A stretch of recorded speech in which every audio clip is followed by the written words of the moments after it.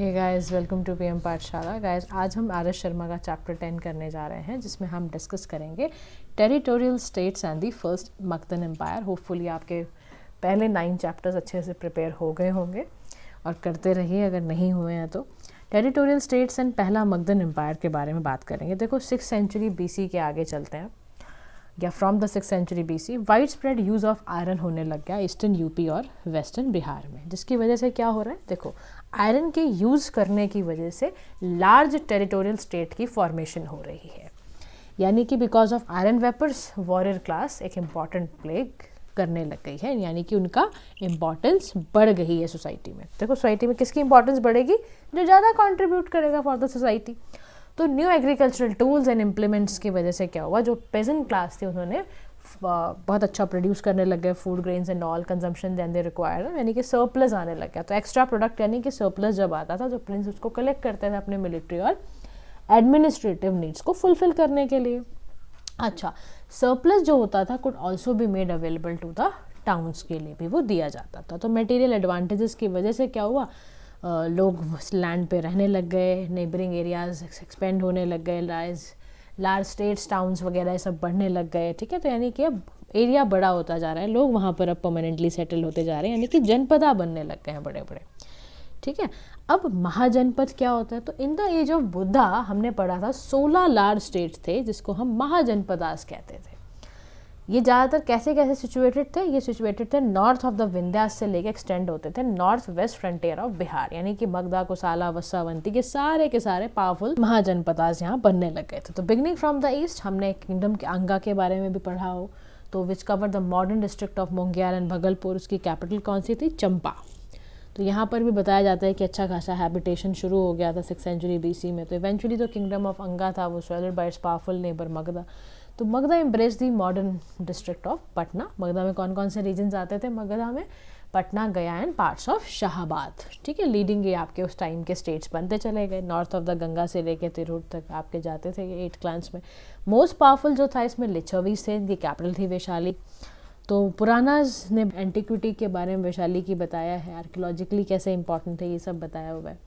फिर कोसाला embrace the area occupied, जो कि ईस्टर्न यूपी का एरिया था। इसका कैपिटल श्रावस्ती रख दी, जो कि एकदम आइडेंटिकल था साइट माइट वाटर बॉर्डर जो था बहारिच रीजन में उत्तर प्रदेश का। वो फिर डिगिंग वगैरह शुरू हुई यहाँ पर। रामायणा के कुछ कॉन्सेप्ट मिले। कोसाला कंड इंपॉर्टेंट सिटी कॉल्ड अयोध्या, जिसमें कि रामायणा से एसोसिएटेड थी, बट एक्सकेवेशन से पता चलता है कि कैसे यहाँ पर और क्या क्या रहा। ये गाइस कुछ ना महाजनपदा दिए हुए हैं, तो इनके नाम आपको ध्यान रखने हैं मैप में कहाँ कहाँ है ये। कंबोजा, गंधारा, मत्स्य, सुरसेना, कुरु, पंचाल, कोसाला, वत्स, काशी, ये सारे के सारे ना ध्यान रखना इनके बारे में, महाजनपदास कहाँ कहाँ पे सिचुएटेड है। ठीक है, फिर ऐसे होता रहा। उसके बाद क्या हुआ कि Republican, कोसाला also included the tribal Republican, जिसको साक्याज ऑफ कपिलवस्तु कहते थे। बर्थ प्लेस था बुद्धा का। ठीक है, कपिलवस्तु बिल्कुल एकदम पिपरवा बस्ती लोहरी जो की। फिर इनके नेबरहुड में मलाज भी रहते थे। ये सारे सिस्टम्स आने लग गए। कौशाम्बी एक अच्छा एरिया था जो कि Confluence of Ganga and Yamuna पे बना था। ठीक है, एक्सकेवेशंस हुई, बहुत सारे टाउन्स फेयरली इंपॉर्टेंट थे वो बनने लग गए। उसके बाद kingdom of Magadha important powerful kingdom बनने लगे, फाउंडिंग एम्पायर था। अच्छा, अब यहाँ से इंपॉर्टेंट चीज़ ये आ रही है कि मगधन एम्पायर का राइज एंड ग्रोथ कैसे हुआ है। यहाँ से चैप्टर और एक अच्छी डायरेक्शन में जाने वाला है, ध्यान से सुनना। मगधा ना एक प्रोमिनेंट प्लेस था और under the leadership of Bimbisara, जो कि हरियांका डायनेस्टी का था। किसकी डायनेस्टी का था? हरियांका डायनेस्टी का था।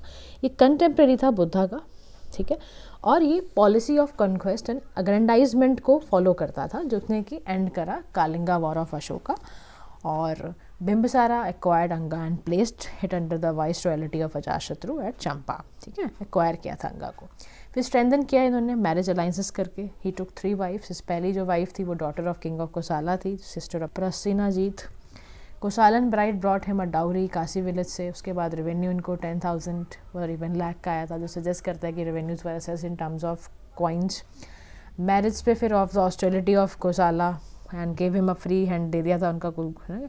ऐसे ही करते थे लोग, मैरिज अलाइंस कर लेते थे, तो इससे उनका रीजन भी मिल जाता था उनको वहाँ का। फिर सेकंड वाइफ चिलाना थी, लिच्छवी प्रिंसेस थी। थर्ड वाइफ इससे वैशाली मिल गया। Third wife daughter of Madra, clan of Punjab. तो उससे भी इनको काफ़ी ज़्यादा जो था ना मगध का एरिया वेस्टवर्ड और नॉर्थवर्ड दोनों बढ़ने लगा था। अब मगधा's मोस्ट सीरियस राइवल जो था वो था अवंती। उसकी कैपिटल क्या थी? उज्जैन।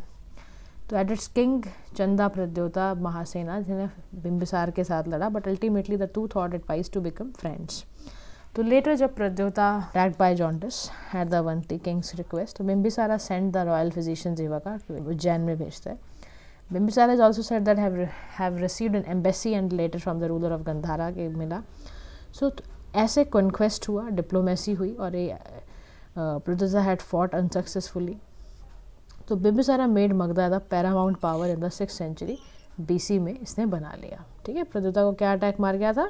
जॉन्डिस। फिर बिंबिसार ने क्या भेजा था? फिजिशियन भेजा था उज्जैन में। तो फिर बाद में एम्बेसी वगैरह भी इसने वहाँ पे रिसीव हुई, एंड देन फिर उसको लेटर मिला from the ruler of Gandhara, फिर उस चला गया था इसके हाथ से। फिर कॉन्क्वेस्ट एंड डिप्लोमेसी की वजह से बिंबिसारा ने अपना एरिया अवंती को भी अपने पास कब्जा लिया, और 6th सेंचुरी BC में हम मानते हैं कि मगधा एक अच्छा खासा पैरामाउंट पावर बन गया था।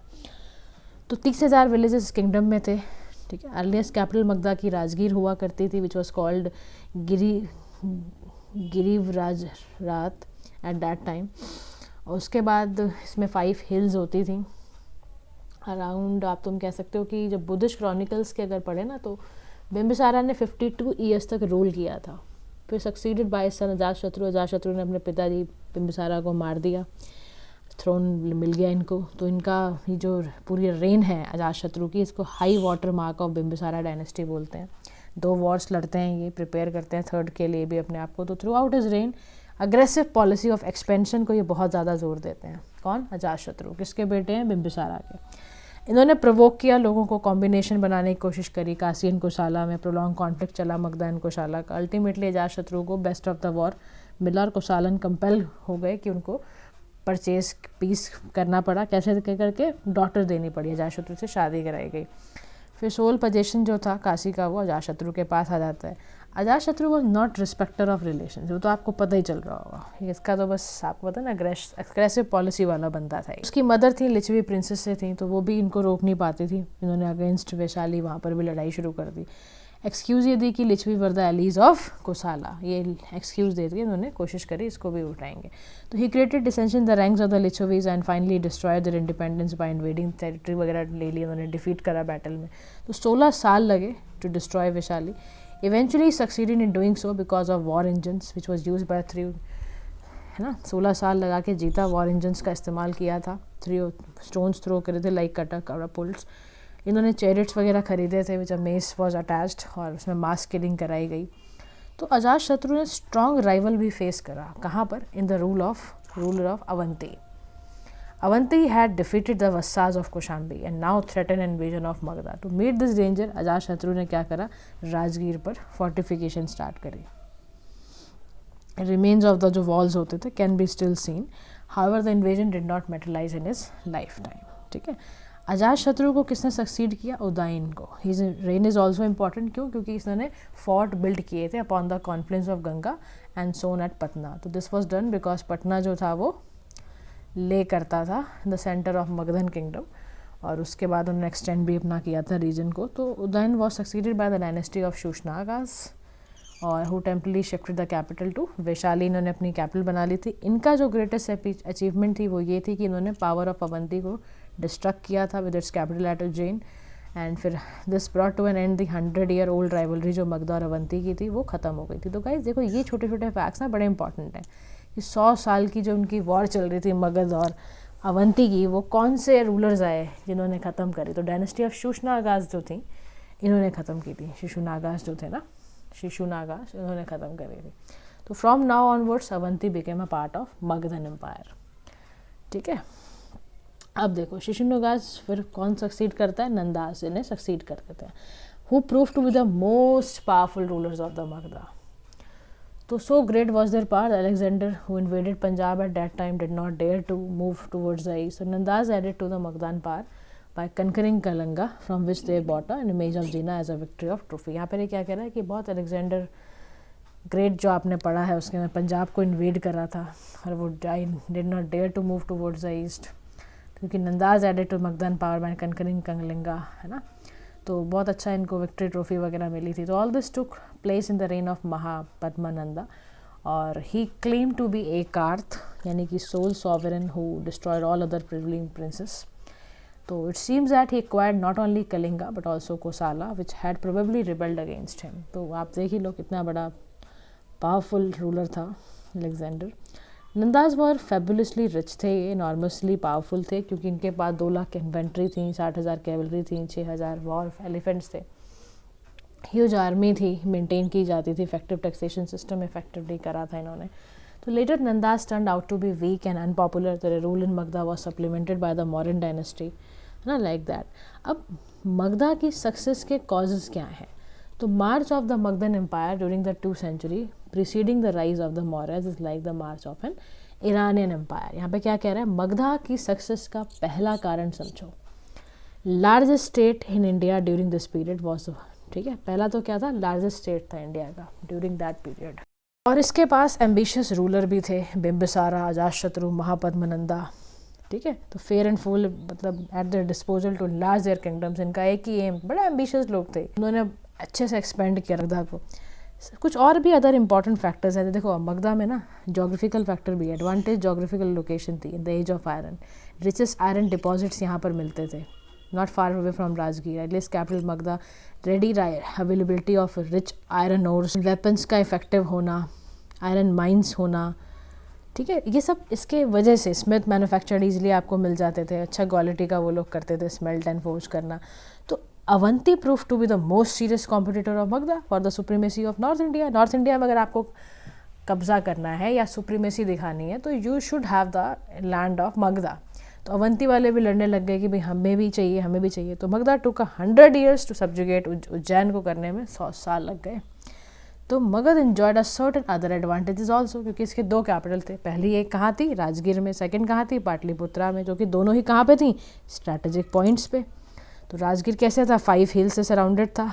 कुछ यहाँ पे सिटाडल्स आपके कुछ होते थे, कैनन्स वगैरह बने हुए थे जिससे भी, है ना, ये करने के. तो 5th century में Magadhan princes shifted their capital from Rajgir to Pataliputra, क्योंकि ये भी एक important commanding communication on all sides area बन गया. सिचुएटेड कहाँ था ये? At the confluence of Ganga, Gandak and Son. 4th river Saryu थी. Join Ganga not far from Pataliputra, ठीक है. पाटलिपुत्रा इसीलिए वाटर फोर्ट जलदुर्गा है. It was not easy to capture this town in those days. तो मगधा ले eight the centre of the middle gangetic plain. Alluvium जो once clear of the jungles prove immensely fertile area. तो because of heavy rainfall area could be made productive even without irrigation की वजह. देखो ना, कई सारे रीजन थे why Magadha is an important at that time. Geographically important, economically important, हर तरह से अच्छा एरिया था ये. तो बुद्धिस्ट टेक्स्ट यहाँ पर पढ़े जाते थे, पैडी की कल्टीवेशन आराम से हो जाती थी. Princes of Magadha also benefit from the rise of times and towns के राइज और यूज़ ऑफ कॉइन्स की वजह से काफ़ी बढ़ गया था. स्पेशल एडवांटेज यहाँ मिलिट्री ऑर्गेनाइजेशंस को मिलता था. क्यों मिलता था? क्योंकि they are very much acquainted with the horses and the chariots. तो Magadha which first use elephant large scale war against his neighbours. तो ये भी एक ऐसा था. देखो ये इन्फॉर्मेशन को ध्यान में रखना है. तो ये सारी चीज़ें हुई. तो finally we may refer that unorthodox character of the Magadhan society. It was inhabited by Kiratas and Magadhas were held in low esteem by orthodox Brahmans but underwent a happy racial admixture on account of the advent of Vedic people. Since it was recently Aryanised हुआ था, अभी अभी हुआ था, तो ऐसा माना जाता है कि एंथुजियाज्म था यहाँ पर किंगडम को एक्सपेंड करने का. वैदिक इन्फ्लुएंस अर्लियर जो ब्रॉड होता था. तो on account of all these reasons Magadha जो था वो सक्सीड हो गया in defeating the other kingdoms and founding the first empire in India. तो बहुत सारे रीजंस आज हमने पढ़े हैं कि why Magadha became a first founding empire in the country in India. तो आपको बताना है उसकी सोसाइटी भी रीज़न था. Why society? क्योंकि यहाँ पर अनऑर्थोडॉक्स कैरेक्टर था. तो अनऑर्थोडॉक्स कैरेक्टर में क्या होता है? वहाँ पे लोग किरताज, मगधाज, ये सारे लो स्टीम के लोग वहाँ पे रहते थे. रेशियल एडमिक्सचर था यहाँ पर अकाउंट ऑफ द एडवेंट को लेके. तो वैदिक पीपल का जो मानना था, अभी रिसेंटली आर्यनाइज्ड हुआ था, तो लोगों में बड़ा उत्साह था कि किंगडम एक्सपेंड कर जाए. तो यहाँ के लोग ही खुद चाहते थे ऐसा हो. फिर यहाँ पर मिलिट्री ऑर्गेनाइजेशन को इतना फ़ायदा, इकोनॉमिकली बहुत फ़ायदा, सोसाइटल बहुत फ़ायदा, कल्चरली बहुत फ़ायदा, हर तरह से बहुत फ़ायदा लग रहा था. तो इसी जोग्राफिकली इतना यहाँ पर एडवांटेज था इस एरिया में. इस वजह से ये रीजन इतना ज़्यादा आपका स्ट्रॉन्ग बन पाया. तो guys for the next chapter will meet in the next session. Thank you guys, thank you so much.